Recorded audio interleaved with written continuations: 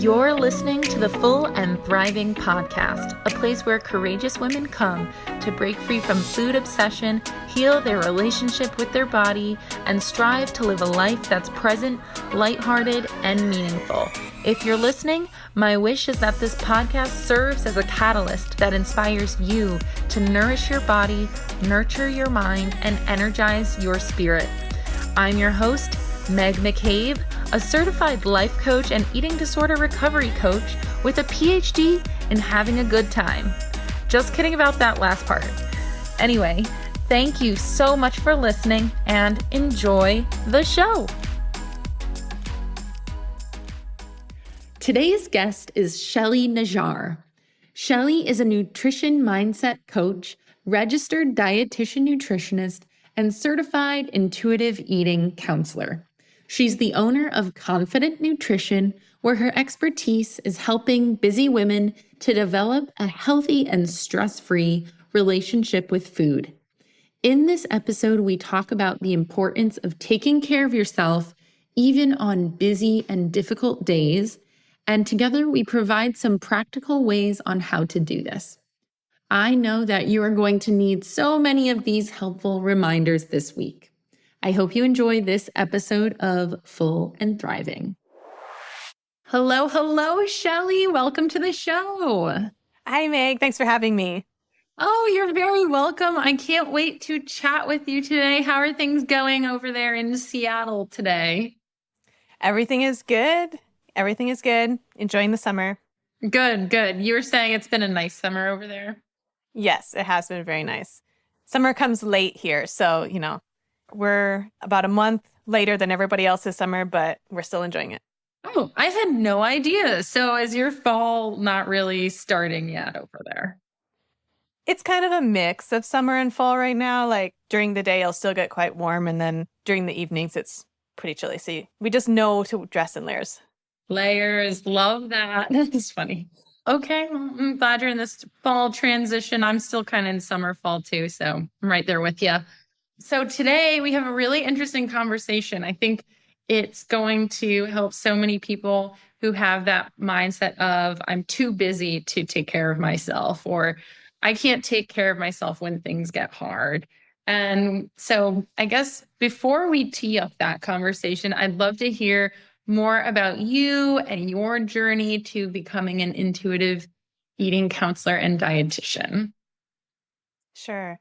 So the dietitian part happened first, and then I became an intuitive eating counselor. In my education as a dietitian, I think several other of your guests have said similar things like, hey, it was pretty typical.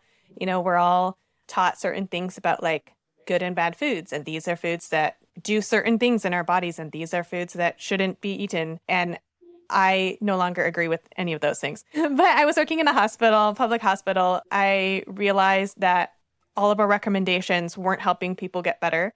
They were actually really set up, not intending to, but the end result was that people felt like failures. They felt like they couldn't, meet the recommendations if they even remembered them, because what a terrible time to give nutrition education. So it was just all like not the right setting, not the right advice, not the right support.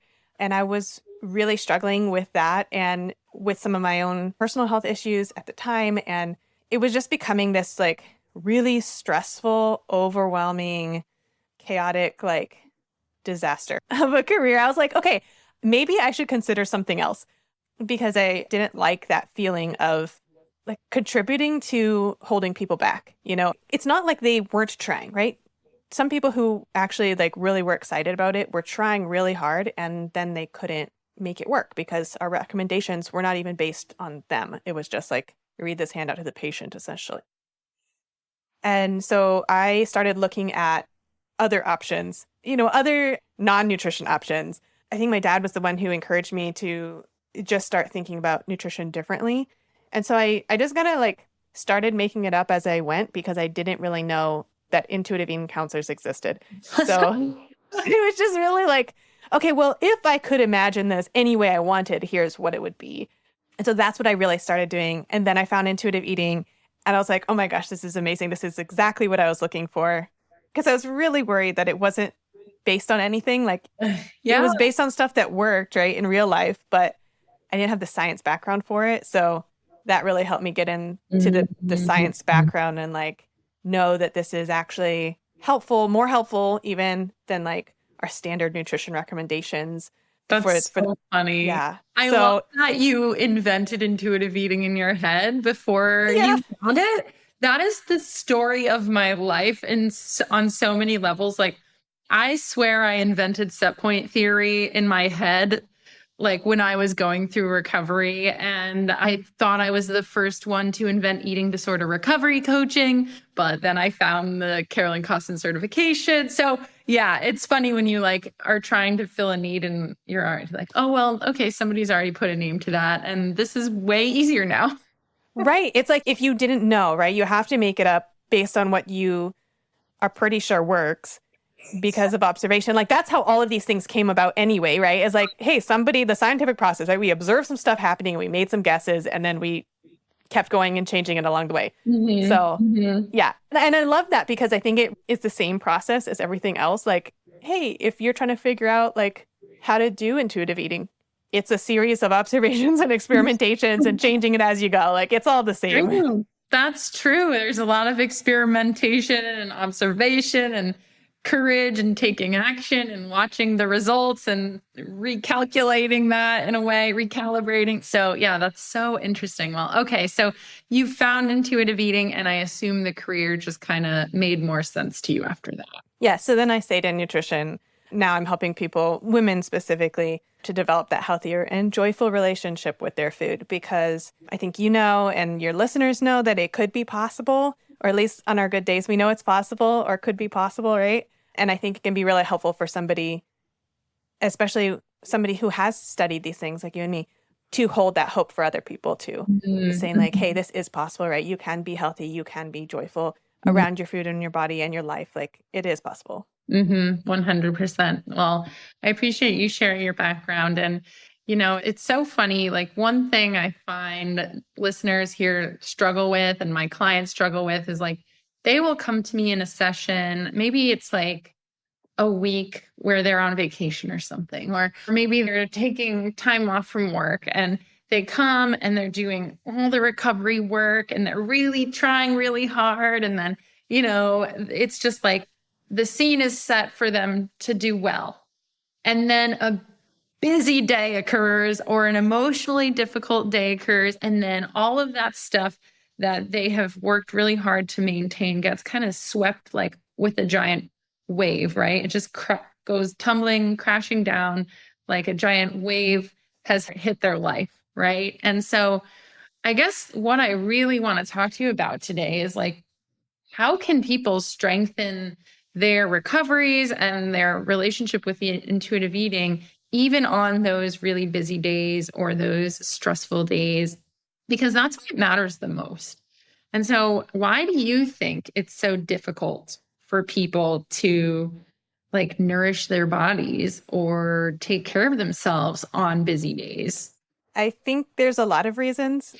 The first one that comes to mind that I hear a lot is we just don't understand the importance of it. Not as in like we don't understand that our body is important or we don't understand that nutrition is important, but we don't understand that nourishing ourselves physically is going to help us with the rest of that busy day.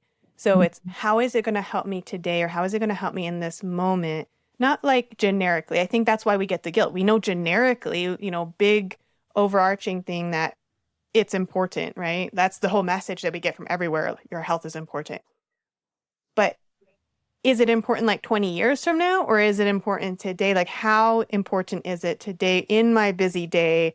How is it going to help me think better? How is it going to help me feel better? How's it going to help me manage my emotions, in a more smooth way so that this day kind of takes the edge off. So it's not like the most overwhelming day I've ever had in my life, combined with the fact that I can't think now because I'm hungry.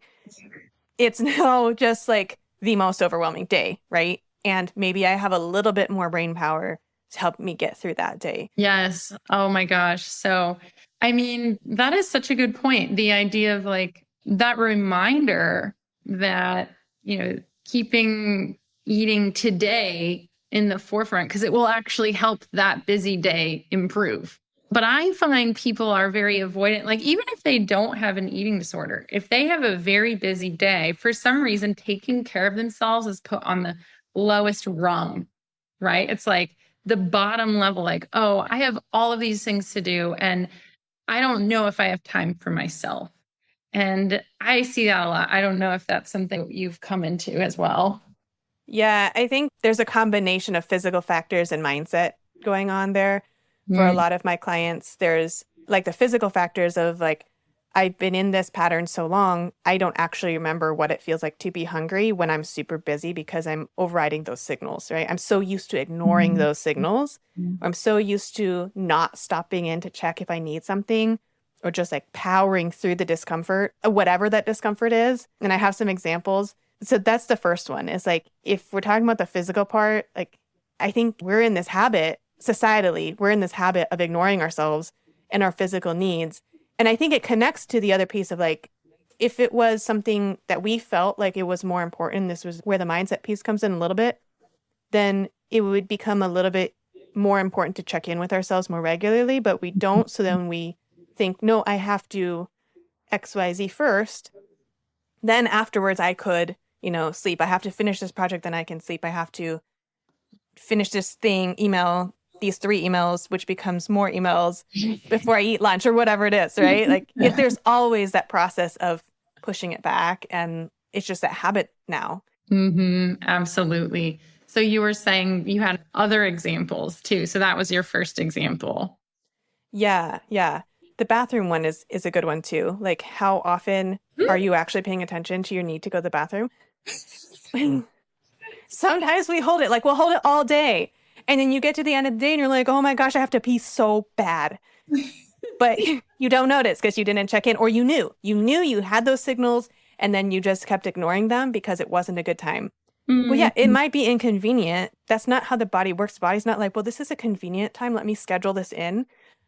We are like that, but our bodies don't have that schedule like this. And you were talking about how, our society kind of sets us up to not check in with ourselves. Like, they make it not a priority for us. So, what are some of the problematic messages that you find people come to you with that they have to unlearn related to self-care and rest and productivity? Yeah, I think one is that piece that we've kind of touched on a little bit, that self-care and rest is not productive, or kind of that idea of like, you must be productive at all times. If we let go of that belief that we had to be maximum productivity at all times, it would be a lot easier to rest. It would be a lot easier to take care of ourselves. I think there's a lot of people who feel like self-care is only important if it allows me to become more productive, right? So they do the pieces of self-care that they like because they can see that direct correlation to how much output they have or how much they can handle this thing. But again, that's only seeing part of that benefit. And we're whole people, right? We're not just like this little machine that outputs things. So if we're only thinking of ourselves as machines and expecting that we need the same thing every day, and then like once a month we'll need a total clean out and once a month we'll need a maintenance check, that doesn't work for human beings because we're not just this like biological machine. Yeah, that's such a good point. It's actually funny you bring this up. People will sometimes do self-care, but they have this motive where they still think it's tied to productivity, which I hadn't really thought of before. But I'm guilty of that too sometimes. Sometimes I'm like, well, I think I need to do this meditation so that I can visualize the success of my business. And it's like, I'm calling it self-care, but it's still trying to be productive. Yeah, I think there's a very big difference between doing self-care as a way of like nourishing yourself versus basically like kind of like a continuing education. It's like learning for fun versus learning for your continuing education that you need for your job, right? For your licensing or something like that. It's a very different feeling. It might still be fun, but learning for fun is going to be fulfilling in a way that continuing ed may not touch on, right? It's funny. It's kind of like when I relate to that comparison when, I used to read, but it was all self-help / entrepreneurial books, right? So I'm engaging in self-care-ish, but I'm still trying to be productive. I've been so called out by what you're sharing right now because I used to do that. And then I felt this really major shift when I started reading like fiction books with stories and plot lines and characters that were interesting and like really far out concepts. And that was when I really felt the benefit of that form of self-care and rest, was when my brain actually got a break as well. Yeah. And it's a different kind of engagement, right? You're engaging your imagination in that like fantastical, awe-inspiring, creative kind of way, rather than like engaging that imagination of what you could become in the future, which is also good to a point. But if that's the environment you're soaking in all the time, I think the danger for me and for some of the other people that I talk to about this is like, at what point are you going to be okay with where you are? Like, is that threatening your acceptance of the now? Yeah. That's so interesting. Wow. So what are some of the other problematic messages that you find people take on? One is that self-care has to look a certain way, or nourishment has to look a certain way. And that's why we feel like it can never fit, or we can't ever do it, or it's not that important because we haven't actually made it our own. And we haven't actually made it fit our lives and our goals, right? If you're always thinking about self-care as a bubble bath or, fiction reading, but maybe you actually hate reading fiction because your brain just doesn't work that way, or you can't follow a plot line, for example, or something like that. Don't choose those, right? Like, do something else. Do something different. It's okay. Yeah. That's such a good point. I also think of the example of how, sometimes in recovery, it is helpful for people to do meal prep, like if they have a really busy job. And I've had folks in my practice say that what holds them back from meal prepping is the idea of meal prepping that they see online. Like it has to be in the perfect containers and it has to be like just visually this perfect look of a meal prep. Right. And that is the barrier. And that needs to be unlearned as well. Like that imperfection of self-care isn't really portrayed out in the world. Totally. And I agree with you. Meal prepping can be a form of self-care, especially when you have a team and support and like people checking in and you're being really honest. I know you had mentioned, Meg, in a previous episode of like, hey, if you're honest with yourself, right? If you're feeling stuck and you're honest with yourself and you realize like, no, actually meal prepping in this case, like has gotten a little twisted with that eating disorder, great. Use your support, check in with yourself about that. However, I think for a lot of people, especially when we're busy, especially when we have a lot going on, whether that's emotional or just schedule or whatever, meal prepping or at least some light preparation, like it doesn't have to be a whole meal, right? It doesn't have to be the fancy Tupperwares, the glass, and they're all arranged in your refrigerator, and etc. Even if you have historically meal prepped and then lost the meals in the refrigerator, because like if there's anybody else with ADD, like that can happen a lot, or you change your mind a lot. Like maybe you just don't like leftovers and you're essentially making a week's worth of leftovers ahead of time. And that doesn't work for you. That's fine. You can work around those things because it doesn't have to look like Instagram, right? Because it doesn't have to look like Pinterest, because it doesn't have to look like whatever book that you are looking at with all those nice pictures, saving it on your kitchen. It doesn't have to be that. It can be something that is much more practical for you. It could even just be a list, like on a sticky note.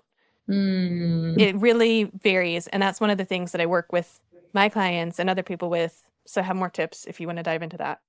We will definitely diving into those. So another question I have for you is like, are there any misconceptions or common challenges that people face when they try to integrate intuitive eating into their daily routines, and how can they overcome that? Hey, Full and Thriving fam! I wanted to let you in on something super exciting. We're welcoming new members inside the Recovery Collective for a limited time between September 20th and October 1st. Be sure to mark your calendars and go to recoverycollective.mykajabi.com to get on the waitlist. Curious to know what it's like inside? Here's what our current members are saying. My favorite part about the Recovery Collective is that as of joining about a year ago, I finally realized how important it is to have a community in recovery? It was definitely a turning point for me to finally talk to someone who's understanding. The people in the Recovery Collective are some of the most lovely, supportive people I've ever met. If you're thinking about joining the Recovery Collective, I have 2 words to say to you. Do it. Literally just give it a chance. I think you will be surprised in the most wonderful way. Make the jump and join. It's honestly one of the best things I ever did, and I've made some of my best friends from around the world. It's a safe place for me. I know I can say anything and never get judged for it. And I feel that we all truly care about each other. Well, there you have it. Our members have spoken. And I might be a little biased, but I think our community is pretty great too. For more information, check out the link in the show notes and make sure you sign up for the waiting list so you can be the first to join our community between September 20th and October 1st. Sure. So I'm going to say what the 2 of them are, and then maybe we'll take them piece by piece. I'm just going to say them so I don't forget them.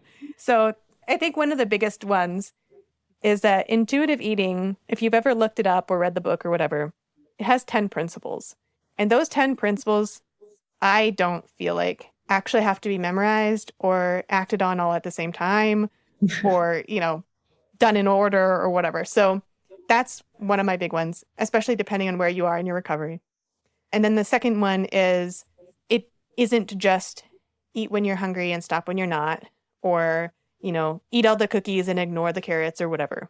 So yeah, I'm happy to dive into both of those, but I just wanted to get them out so I could actually order my brain. Please do. Okay. Let's dive in.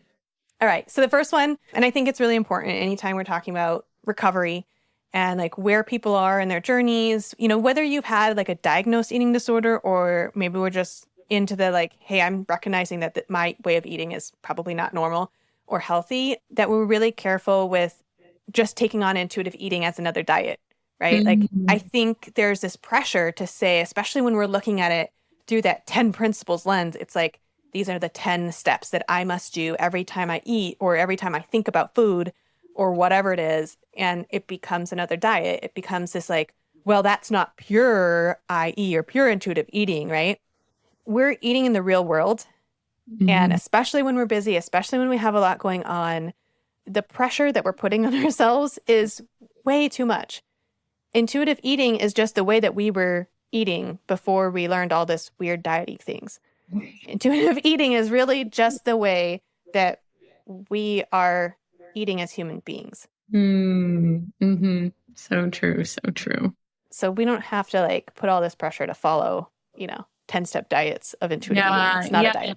It's funny how people like to hijack those 10 steps and turn it into another form of a diet, or they find intuitive eating, they want to like lose weight that way. And we're like, that doesn't really make any sense. But for people who are really busy, like, how could they start being more intuitive with food? Like, how do they stick to that even on their busiest days or their most difficult days? Yeah. I call this my one question, like Lord of the Rings with the one ring to rule them all. My one question that I go to a lot is, what is the most nourishing thing I can do for me right now? What is the most nourishing thing I can do for me right now? I love that because it's not just about eating. It's about what you need. It's a prettier way of saying, what do I need right now? Yes, because sometimes we don't know what we need right now, right? Yeah. And so sometimes the most nourishing thing, and again, the pressure, it doesn't have to be the most nourishing thing. It can be whatever one that you think of first. Try some stuff, experiment with it. It gets you going. It gets you back into your body. It gets you trying to figure out like, hey, I'm paying attention to myself as a being that needs nourishment, right? Rather than that machine that needs to output. And I think that it can be more accessible than trying to say, am I hungry? Do I need to do something? Like, if that's too difficult of a question though, because I think sometimes depending on where we are that day or that moment, that can feel like a lot of pressure. So it's okay to just say, am I uncomfortable or comfortable right now? And then where, or how, and build it from there instead of having to just like have this one question. Like that one question works a lot of times, but sometimes that's not what you need, right? Sometimes the most nourishing thing will be to ask a different question or ask an easier question in that moment. And that's okay too. And I think probably one of the biggest principles, right, is moving away from the way things have to be done or should be done in like this really either or kind of structured scenario to saying, how can I make this easier or more supportive for me in this moment? Like where I am right now in the situation I am right now. I like this. It's really like the art of checking in with yourself. That's really what you're describing is, starting with the one question, the one to rule them all. What is the most nourishing thing for me right now? And if that's too hard, taking a moment to ask, am I comfortable or not right now? That's an interesting place to take it too, because that kind of gives you a place to check in with your mentality, with your emotions, your body, your physical sensations. So I could imagine that being a very helpful way for someone to start checking with themselves if it feels too hard. Yeah, absolutely.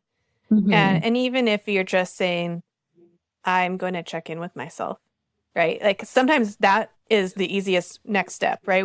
There's a phrase called barriers, like barriers to entry, right? Or barriers to a specific change or whatever. And that's what we're talking about, right? Is like breaking down those barriers, making it as simple as possible. So whenever we can make that even smaller, like if that's too big of a thing, checking in with your uncomfortable or comfortable, or if it, like depending on the day, sometimes that feels like a very brave thing to do, checking in to see where you're uncomfortable.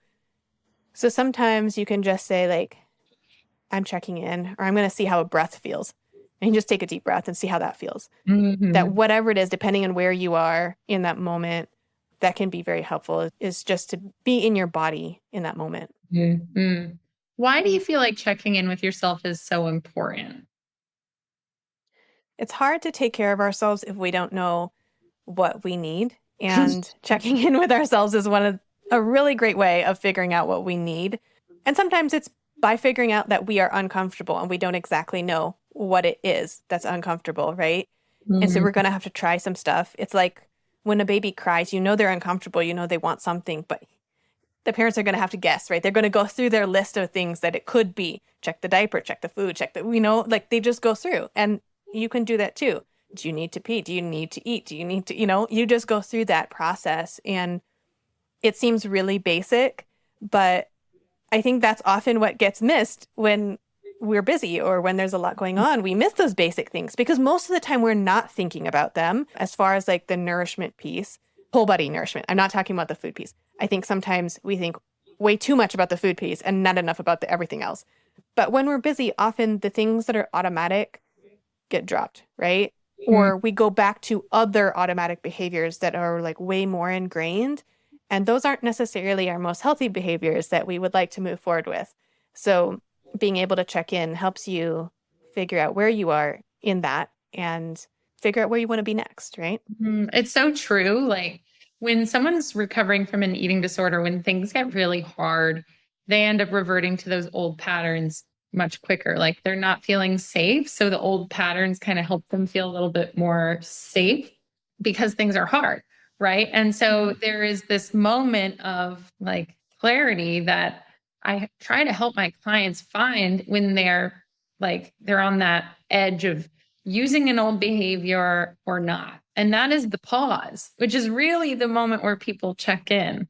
So the power of checking in is so important in this process, and being able to ask yourself, what do I need right now? What is the most nourishing thing for me? And allowing that answer to be valid no matter what that is. Yeah. And that self-compassion and lack of judgment, right? That self-judgment comes in, says, no, I can't actually need that. No, I can't actually eat because I just ate. Well, yeah, but if you had to pee and you just peed, you wouldn't be like, well, no, I just peed, so I can't need to pee again. Like, well, maybe it didn't all come out, right? Like, that's fine. Maybe something else is going on. Maybe you got really nervous. Maybe you got really cold. There's a lot of reasons why it might happen again. It's inconvenient, but it's not necessarily like a missed signal, right? So I think that's one of those things where you said, whatever the answer is, let that be okay. Let that be valid. Yeah, I think sometimes we talk ourselves out of the things that we need. And that can be another reason why it's helpful to like say it out with somebody else, because sometimes it's easier for them to hear it than for you to hear it, unless you're like really checking in on that. Absolutely. So what do you have to say to the people who struggle with powering through it and they have this mentality? How do people start to break away from that mentality, like that busyness, like, oh, I can just power through the day. And, hey, what do you know? How convenient. I didn't need lunch today because I just powered through it and didn't check in with my body. Like, how do people overcome that mindset, which is so much based in that like productivity, like trap? Yeah, I think it comes from a couple of things, right? One is making sure that you are addressing that mindset piece of like, where's your identity coming from? Is your identity only coming from how much you can do instead of just who you are as a person? Like, you have worth as a human being, and that doesn't change based on how much you output, right? Your worth as a worker or as a, functional person in whatever that capacity is, yes, that may change, right? We talk about, did that person do their job, right? Okay. But it doesn't mean that person as a person is worth less than a person who did their job, right? And changing that mindset around my productivity will always be the same every single day, no matter what. Because we even know that doesn't work, even for cars, right? Like when you're driving a car, it might not start the same way when it's really cold out that it would when it's like a little warmer out, right? We know that. We don't expect it to start the same way, but that's a performance thing. And we're not saying like, well, I have to get rid of my car, or I can't, treat my car to some gas today because it was harder to start. No. Sometimes it's harder to get out of bed in the morning. Sometimes it's harder to do your job in the day. Sometimes it's harder to take care of yourself. And that's okay, right? Understanding. And so there's little mindset things like that. And then there's the practical pieces too. I love that. So you're getting into some tips earlier about like how people can take care of themselves on busy days. So do you have any other tips for folks who struggle with nourishment, for instance, on really busy days or really difficult days? Yeah, absolutely. I think it touches on that, making sure that you're doing something that works for you, right? So it's okay to use shortcuts.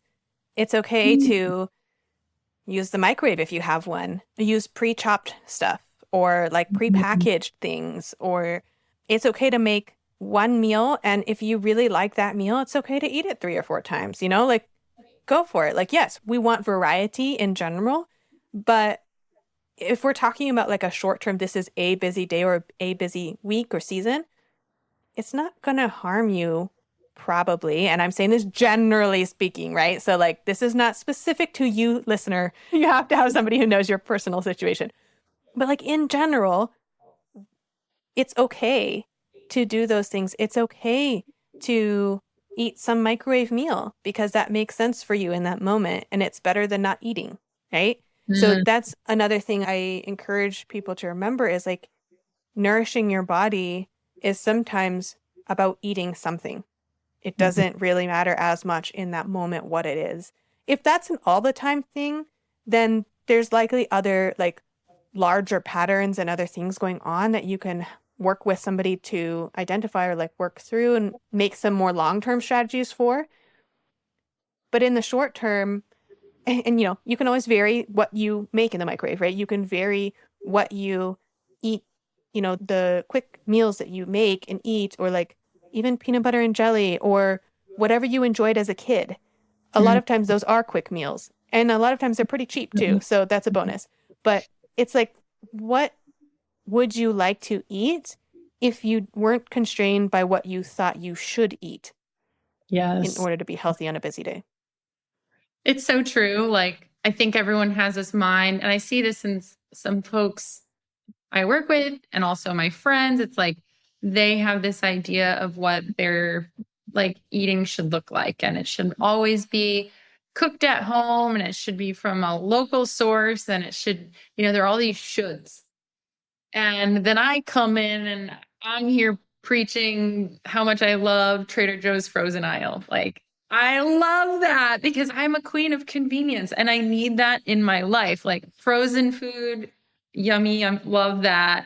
I love the pre-chopped stuff. I will chop things, but even then, and then microwavable, you name it, I am completely here for it. So I'm so glad you're a fan of those too. Yeah, I think it's a way of making feeding ourselves in that process easier, especially in those moments. And so it can be an act of self-care. And then conversely, if that's going on for all the time, right, then you can say, oh, an act of self-care might be to be curious, gently curious about why is this happening? How is this making me feel? If I'm not feeling so good after eating these things, what else would I like to eat, right? And how do I make those things easier? And how do I make those things more exciting or faster or whatever it is? And not just frozen stuff. Canned stuff is great. Pantry, like if you have that in your capacity, stock a pantry with things, not just things that you think you should have in a pantry. Like don't look up a general list. Stock it with stuff that you use, right? So if you always go for pasta, make sure you have a couple of pastas in your area so that you can use those when things get tough. And then make sure you're putting that on a list so that you remember to go get some more after you use it. That's so helpful because I find there is literally nothing worse than being hungry and feeling like you don't have any options in the house, or because you don't feel like cooking, right? Or you don't feel like putting the effort in. And so for me, like I always try to have that box of pasta, or a few boxes of pasta, some leftovers. I'm a huge leftovers girl because there is something intuitive about like meeting yourself where you're at in the moment. So like me working during the day, sometimes I just can't sit down and even prepare a sandwich for myself. I'd rather just microwave like some leftovers from dinner last night. And I will take more time to cook. And then other times, there are times I just, need something easy. Yeah, it varies, right? Like everything else in our lives, it's okay to have that up and down and the fluctuation of your needs and what might match those needs over time, right? That's okay. Yeah. Because we're not machines. I've been intuitively like checking in with myself too about what I need with food. And I'm realizing for lunch, like I'm into like actual hot lunches. And I think a lot of people with eating disorders are like, they think they just have to be cold all the time. But I'm here for like the lunches that feel like dinners these days. I don't know. It's just like a little side note there. For some reason, I'm like thinking all about my own patterns here. But back to the conversation, I also think like when we talk about busyness and the need for like making things easier for ourselves in the moment on busy days or difficult days, so many people say that they just don't have time for breakfast in the morning. And so, like, do you have convenient ideas for people who say they don't have time for breakfast, or maybe they're not a quote breakfast person, but they're in recovery and should be having something in the morning, or maybe they're not hungry in the morning? Like, what advice do you have in that realm? Yeah. So I think those are all different scenarios. The thing that ties them all together is it's okay to let go of what you think a breakfast food should be. So the people who, don't like breakfast foods or breakfast is not for them because of a preference thing, what would you like to eat in the morning? Eat that, right? If you're not hungry in the morning and like some people wake up a little nauseated in the morning, get something in your stomach gentle that it will sit okay. It could be a piece of toast. It could be, a little bit of rice. It could be maybe a little bit of a breakfast drink or like some kind of smoothie or something. If that settles okay, oftentimes liquids go a little easier. Do some of those alternate things, right? Not because you're not trying to eat, but because you want to settle your stomach and then wait until it feels settled enough to be able to eat a full meal. If you aren't as hungry, but you're not feeling sick, you might want to look at how much you ate last night, because sometimes if we're staying up really late or we're eating really late at night, we won't be hungry in the morning, or maybe not. This doesn't always apply to people in recovery. Often in recovery, our signals aren't as reliable, not because, it's your fault, you're broken or anything like that. That's just how our bodies work. So we are going to need to have a little bit of like a jump start to get us going. And so eating by the clock can actually be a really helpful tool. Like, hey, I'm going to eat a little bit of snack, not so much that I'm going to feel like so stuffed or sick, right? But I'm going to eat according to the plan. And you can talk to the people who are making your plan with you and say like, hey, I don't really like these typical breakfast foods, which varies by region and like around the world. So That's what I'm saying. Like there is no breakfast food, like one breakfast food. It doesn't exist all the way around the world, right? Like sometimes eggs are breakfast food, sometimes eggs are dinner food. Like it's not the same everywhere. Beans can be a breakfast food, like really anything. So figure out with them like what meets the criteria that they want in a meal, and then just eat that instead, like things that fit that, but that you like, right? So it's okay to make that your own. And if you're in a rush, it can be anything quick. So it could even be a bar. It's okay to eat bars or some other kind of like quick snack thing that you like that has enough, maybe a bar plus a smoothie or a bar plus something or things like that. Like it's okay. Mm-hmm. I like how the general theme of this episode is turning into checking in with yourself and knowing yourself enough to know what you like, right? And being open to that being the correct answer instead of the wrong answer because of everything you're told that you should be doing. Yes. Yeah. And as we reestablish those cues, right, as we're nourishing our body, those cues often get a little bit clearer. And so then we'll have more information. And because I think a lot of times people will say like, but I don't actually know what I want. And then that becomes a stressor. And then you're like sitting there trying to decide what you want. And then it's like so stressful, you're not hungry anymore. That's okay. Like it's okay to just eat something. It doesn't have to be the thing that you really love the most ever. Even if you're not totally in the mood for it, if it's not going to turn you completely off from food in that moment, sure, eat that, right? Like sometimes nourishment as self-care is just a practical choice. It doesn't have to be like the best meal ever. Right. That is another amazing point. And I think people put food on a pedestal, especially in recovery. They want every meal to be the best meal ever. And that is just not real world. Like some food moments are going to be pretty neutral, pretty boring, non-glamorous. They're just practical choices. And that's part of intuitive eating too. So I'm really grateful you could give us that reminder. Wow, this has flown by as far as interviews go. Could you please just share maybe for those who are just starting their journey with intuitive eating, what are some of the first steps people can do to start taking care of themselves in a more intuitive way, mind, body, spirit? Sure. I think one is kind of a recap, right?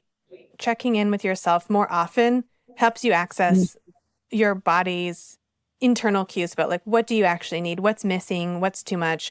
What's going on right now? And then you can figure out from there a little bit more because you'll have more information.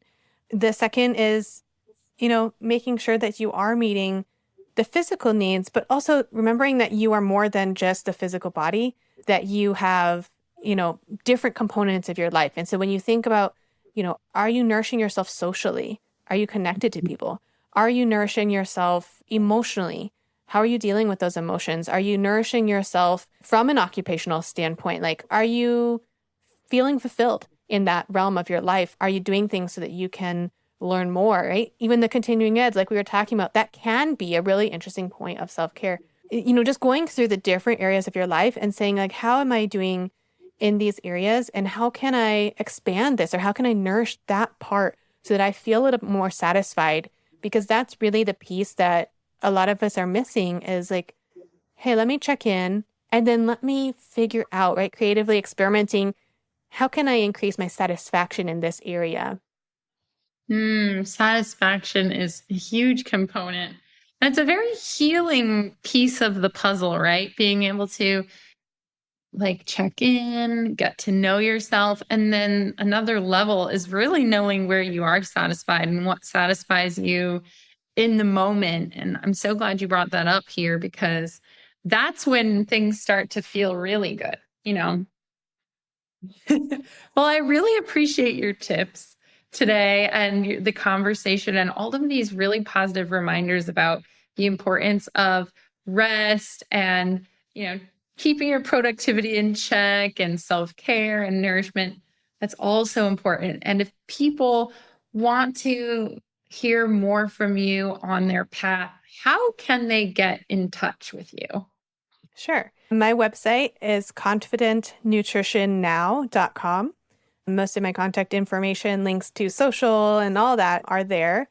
And you can also sign up for my mailing list. I have an email list that comes out, I say weekly-ish, because, let's be realistic. So weekly-ish email newsletter that comes out too. And if you're a new subscriber for that, I send the Silencing the Food Police PDF resource that I have as well. So that can be very helpful, especially if you have other people around you who are commenting on your body or what you're eating or things like that. Like, it gives you a little script ideas of how to respond to those things. Ooh, I like that one. That's so cool. I hope that people take advantage of all your resources because you are just lovely and so supportive to folks in the space and the listeners today. So, Shelly, thank you so much for being here. I appreciate you, and I hope you have a beautiful rest of your day. Thanks, Meg. You too. All right, that concludes this week's episode of the Full and Thriving podcast. Thank you so much for taking the time to listen to this episode of the show. When you have a moment, please head on over to Instagram and follow my recovery coaching account at Meg_McCabe to stay up to date on everything I'm doing in recovery land.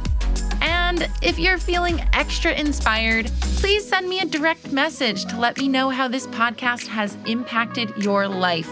I'd love to hear your feedback. Thanks again for listening, and I'll see you next week.